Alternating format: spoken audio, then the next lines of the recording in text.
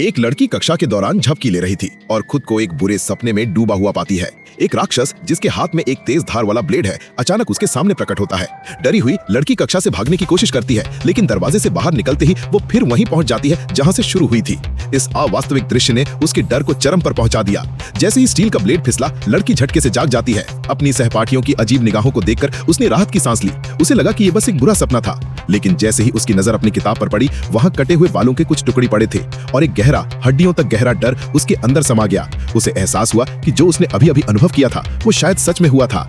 जैसे जैसे रात गहराती गई, डर उसका हर जगह पीछा करने लगा। राक्षस के वापस आने की डर से लड़की ने अपने प्रेमी को अपने साथ चलने के लिए बुलाया, लेकिन इससे पहले कि वो कुछ सोच पाती, कुत्ते के भौंकने की आवाज ने सन्नाटा तोड़ दिया। अपने प्रेमी को जगाए बिना वो उसे देखने के लिए कमरे से बाहर चली गई। उसने धीरे से कुत्ते का नाम पुकारा, लेकिन कोई प्रतिक्रिया नहीं हुई। अचानक बेचैनी की एक लहर उस पर छा गई। वो धीरे से आंगन से बाहर निकली तो उसे एक भयानक दृश्य देखने को मिला। कुत्ता खून से लथपथ पड़ा था और राक्षस पास में खड़ा था। डर कर लड़की घर के अंदर भागी, लेकिन अजीब बात यह है कि राक्षस पल भर में उसके सामने फिर से प्रकट हो गया। जैसे ही राक्षस ने अपने पंजे उसकी ओर बढ़ाए, लड़की फिर से जाग गई। अपने प्रेमी को, जो अभी भी उसके बगल में गहरी नींद में सो रहा था, देखकर उसका डर कम हो गया और वो अपना चेहरा धोने के लिए उठी। लेकिन जैसे ही वो आराम करने और सोने वाली थी, उसके प्रेमी ने अचानक उसका नाम पुकारा। उसे जगाने की पूरी कोशिश कर रहा था। हालांकि लड़की पर किसी चीज का साया सा लग रहा था। वो लगातार तीखी चीखें निकाल रही थी और उसका शरीर बेकाबू होकर ऐंठ रहा था।